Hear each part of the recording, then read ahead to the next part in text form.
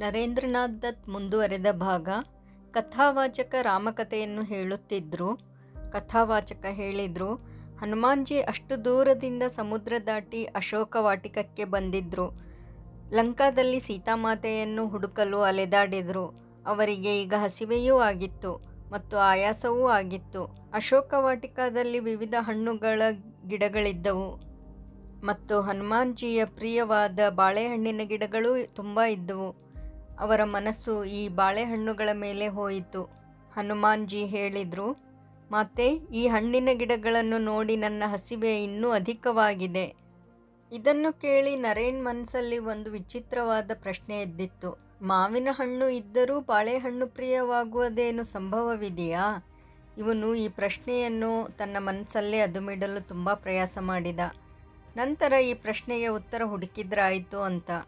ಆದರೆ ಪಂಡಿತರು ಈ ಬಾಳೆಹಣ್ಣಿನ ಬಗ್ಗೆ ಆಗಿರುವ ಮೋಹವನ್ನು ಹೇಗೆ ವರ್ಣಿಸಿದ್ರು ಅಂದರೆ ಅವನೀಗ ಆ ಪ್ರಶ್ನೆಯನ್ನು ಮುಚ್ಚಿಡಲು ಸಾಧ್ಯವೇ ಆಗಲಿಲ್ಲ. ಕಥಾವಾಚಕರನ್ನು ಕೇಳಿಯೇ ಬಿಟ್ಟ. ಪಂಡಿತ್ಜಿ, ಏನು ಅಷ್ಟೊಂದು ಹಣ್ಣುಗಳಲ್ಲಿ ಹನುಮಾನ್ಜಿಗೆ ಬಾಳೆಹಣ್ಣೇ ಇಷ್ಟ ಆಯಿತಾ? ಅವರಿಗೆ ಮಾವಿನ ಹಣ್ಣು ಇಷ್ಟ ಇರಲಿಲ್ವಾ? ಪಂಡಿತರಂತೂ ಕಥಾವಾಚಕರಾಗಿದ್ದರು, ಸತ್ಯ ಅನ್ವೇಷಕರಾಗಿರಲಿಲ್ಲ. ಮತ್ತು ಪ್ರಶ್ನೆ ಕೇಳುವವನು ಚಿಕ್ಕ ಬಾಲಕನಾಗಿದ್ದ. ಅವನ ಪ್ರಶ್ನೆಗೆ ಏನು ಗಂಭೀರ ಸಮಾಧಾನ ಹೇಳುವುದು ಅಂತ ತಿಳಿದು ಪರಿಹಾಸದಿಂದ ಹೇಳಿದರು, ಪ್ರಿಯ ಅಲ್ಲ, ಅಧಿಕ ಪ್ರಿಯ. ಅವರಿಗೆ ಬಾಳೆಹಣ್ಣು ಎಷ್ಟು ಪ್ರಿಯ ಅಂದರೆ ಬಾಳೆಹಣ್ಣುಗಳು ಸಿಕ್ಕರೆ ಬೇರೆ ಏನೂ ತಿನ್ನೋದೇ ಇಲ್ಲ. ತಿನ್ನುವುದಿರಲಿ, ಅವರಿಗೆ ಬಾಳೆ ತೋಟ ಅಂದರೆ ತುಂಬ ಪ್ರಿಯ. ಕದಲಿವನ ಅವರ ಪ್ರಿಯ ಸ್ಥಾನ. ಅವರ ನಿವಾಸವನ್ನು ಬಾಳೆ ತೋಟದಲ್ಲೇ ಮಾಡಿದ್ದಾರೆ. ಕುಟೀರದ ಎಲ್ಲ ಕಡೆಯೂ ಬಾಳೆ ಗಿಡ. ಕುಟೀರದ ದ್ವಾರ ತೆರೆದರೆ ಬಾಳೆಹಣ್ಣುಗಳೇ ಕಾಣಬೇಕು. ಆವಾಗ ಹಸಿವೆಯಾದರೂ ಕೈಯನ್ನು ಚಾಚಿ ಬಾಳೆಹಣ್ಣು ಹರಿಯುವುದು ಮತ್ತು ತಿನ್ನುವುದು ಅಷ್ಟೇ. ಅಷ್ಟೊಂದು ಪ್ರಿಯ. ನರೇಂದ್ರನಿಗೆ ಮುಂದೆ ಕಥಾವಾಚಕನ ಕಥಾವಾಚನದಲ್ಲಿ ಆಸಕ್ತಿ ಇರಲಿಲ್ಲ.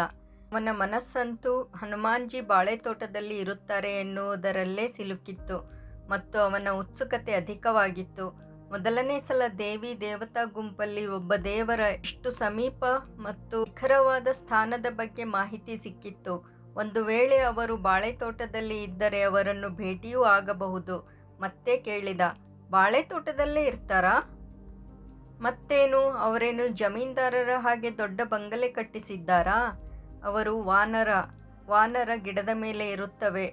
ಹನುಮಾನ್ಜಿಗೆ ಬಾಳೆಹಣ್ಣು ಇಷ್ಟ, ಅದಕ್ಕೆ ಬಾಳೆ ತೋಟದಲ್ಲಿ ಇರುತ್ತಾರೆ. ಯಾವ ತೋಟದಲ್ಲಿ? ಅವರಂತೂ ಸರ್ವವ್ಯಾಪಿಯಾಗಿದ್ದಾರೆ ಹುಡುಗ. ಕಥಾವಾಚಕ ನಕ್ಕ. ಎಲ್ಲೆಲ್ಲಿ ಬಾಳೆ ತೋಟ ಇರುತ್ತವೆ ಅಲ್ಲಿ ಹನುಮಾನ್ಜಿ ಇರುತ್ತಾರೆ. ನಾನೀಗ ಬಾಳೆ ತೋಟಕ್ಕೆ ಹೋದರೆ ಅಲ್ಲಿ ನನಗೆ ಹನುಮಾನ್ಜಿ ಸಿಗುತ್ತಾರಾ? ಕಥಾವಾಚಕ ಜೋರಾಗಿ ನಕ್ಕು ಹೇಳಿದ, ಸಿಗುತ್ತಾರೆ. ಬೇರೆಯವರಿಗೆ ಸಿಗುತ್ತಾರೋ ಇಲ್ಲವೋ, ನಿನಗಂತೂ ಸಿಕ್ಕೇ ಸಿಗುತ್ತಾರೆ. ಮುಂದೆ ಮಾಡಿದ ಕಥಾವಾಚನದಲ್ಲಿ ನರೇನ್ಗೆ ಈಗ ಆಸಕ್ತಿ ಇರಲಿಲ್ಲ ಮತ್ತು ಅದನ್ನು ಆಲಿಸಲೂ ಇಲ್ಲ. ಕುಳಿತಲ್ಲಿಯೇ ಮನದಲ್ಲಿ ಯೋಚನೆ ನಡೆಯುತ್ತಿತ್ತು.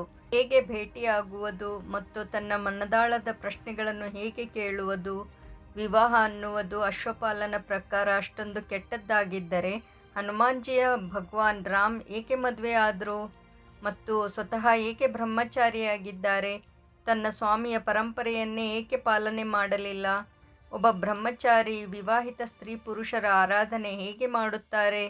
ನರೇಂದ್ರನಿಗೆ ಅನ್ನಿಸುತ್ತಿತ್ತು, ಹನುಮಾನ್ಜಿಯ ಭೇಟಿ ಆದ ತಕ್ಷಣ ತನ್ನ ಎಲ್ಲ ಪ್ರಶ್ನೆಗಳಿಗೂ ಉತ್ತರ ಸಿಗುತ್ತದೆ ಎಂದು ಮತ್ತು ಅಶ್ವಪಾಲನಿಗೆ ಹೇಳಬಹುದು ವಿವಾಹದಲ್ಲಿ ಏನೇನು ಗುಣ ದೋಷಗಳಿವೆ ಅಂತ, ಭಗವಾನ್ ರಾಮ್ ಏಕೆ ಮದುವೆ ಆದರಂತ.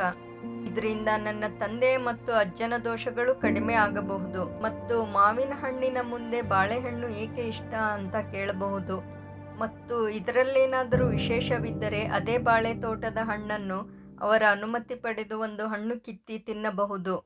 ಹೀಗೆಲ್ಲ ಮನಸ್ಸಿನಲ್ಲಿ ಯೋಚನೆ ನಡೆದೇ ಇತ್ತು. ಮರುದಿನವೇ ನರೇನ್ ಬೆಳ್ಳಂಬೆಳಿಗ್ಗೆ ಎದ್ದು ಹತ್ತಿರವೇ ಇರುವ ಬಾಳೆ ತೋಟಕ್ಕೆ ಹೋಗಿ ಆಸನ ಹಾಕಿ ಕುಳಿತುಕೊಂಡ. ಮೊದಲು ಯೋಚಿಸಿದ, ಹನುಮಾನ್ಜಿ ಬಂದಾಗ ಅವರ ಹಿಂದಿನಿಂದ ಹೋಗಿ ಜೋರಾಗಿ ಕಿರುಚಿ ಅವರನ್ನು ಹೆದರಿಸಬೇಕು ಅಂತ. ಆದರೆ ಮತ್ತೆ ಯೋಚಿಸಿದ, ಹೀಗೆ ಅವರ ಜೊತೆ ಆಡಲು ಅವರೇನು ನನ್ನ ಮಿತ್ರ ಅಲ್ಲ. ಅವರಂತೂ ಭಗವಾನ್ ರಾಮರ ಅನನ್ಯ ಭಕ್ತರಾಗಿದ್ದಾರೆ. ಇಷ್ಟು ದೊಡ್ಡ ಭಕ್ತರನ್ನು ಹೀಗೆ ಭೇಟಿ ಆಗಬಾರದು. ಹೀಗೆ ತನ್ನ ಯೋಜನೆಯನ್ನು ಸ್ಥಗಿತಗೊಳಿಸಿ ಅವರನ್ನು ಧ್ಯಾನ ಮಾಡಬೇಕು. ಇದರಿಂದ ಅವರು ಎಲ್ಲೇ ಇದ್ದರೂ ಬೇಗ ಬರಬಹುದು ಎಂದು ಒಂದು ಗಿಡದ ಕೆಳಗೆ ಕುಳಿತುಕೊಂಡ ಮತ್ತು ಹನುಮಾನ್ ಚಾಲೀಸ ಹೇಳತೊಡಗಿದ. ಆದರೆ ಹನುಮಾನ್ಜಿ ಎಲ್ಲಿಂದಲೂ ಬರಲಿಲ್ಲ. ಎಷ್ಟೋ ಹೊತ್ತು ಕಳೆದ ನಂತರ ಉದಾಸನಾಗಿ ಎದ್ದು ಮನೆಗೆ ನಡೆದ. ಭುವನೇಶ್ವರಿ ದೇವಿಯವರು ಅವನ ಉದಾಸ ಮುಖವನ್ನು ನೋಡಿ ಕೇಳಿದ್ರು, ಏನಾಯಿತು ಬಿಲೆ, ಯಾಕೆ ಹೀಗೆ ಉದಾಸನಾಗಿದ್ದೀಯಾ? ಜನ ತುಂಬ ಸುಳ್ಳು ಮಾತಾಡುತ್ತಾರೆ ಮಾ. ಯಾರು ಸುಳ್ಳು ಹೇಳಿದ್ದಾರೆ? ಕಥಾವಾಚಕ ಹೇಳುವುದು ದೇವರ ಕಥೆಗಳನ್ನು, ಆದರೆ ಮಾತನಾಡುವುದು ಶುದ್ಧ ಸುಳ್ಳು. ಭುವನೇಶ್ವರಿ ದೇವಿ ಸ್ತಬ್ಧರಾದರು.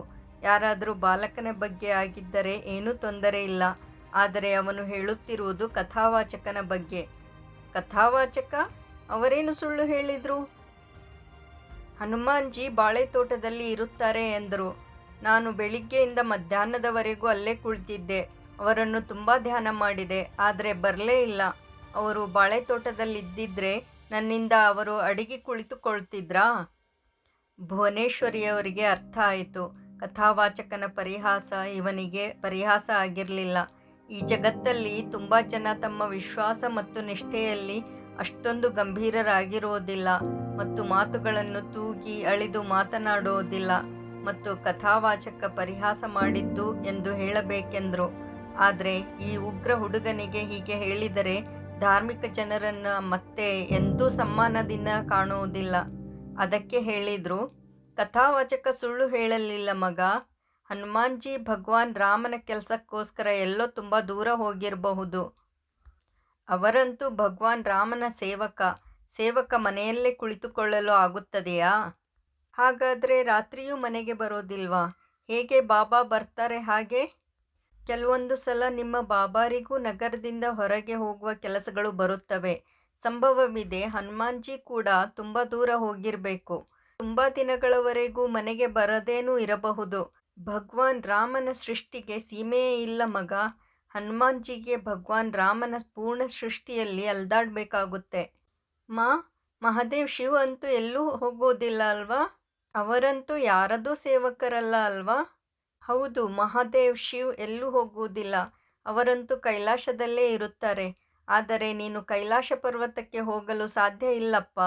ಅದು ತುಂಬ ದೂರ ಇದೆ, ತುಂಬ ಎತ್ತರವಾಗಿದೆ. ಅಲ್ಲಿ ಹಿಮಗಟ್ಟಿರುತ್ತದೆ. ಅಲ್ಲಿ ಹೋದರೆ ನಮ್ಮ ರಕ್ತ ಕೂಡ ಹಿಮದ ಹಾಗೆ ಗಟ್ಟಿಯಾಗುತ್ತದೆ. ನಾನು ಅಲ್ಲಿಗೆ ಹೋಗೋದಿಲ್ಲ ಆದರೆ ನಾನು ಯಾರ ದಾಸನನ್ನು ಧ್ಯಾನ ಮಾಡೋದಿಲ್ಲ.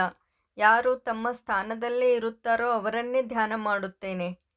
ಸರಿ, ನೀನು ವೀರೇಶ್ವರ ಶಿವನನ್ನು ಉಪಾಸನೆ ಮಾಡು.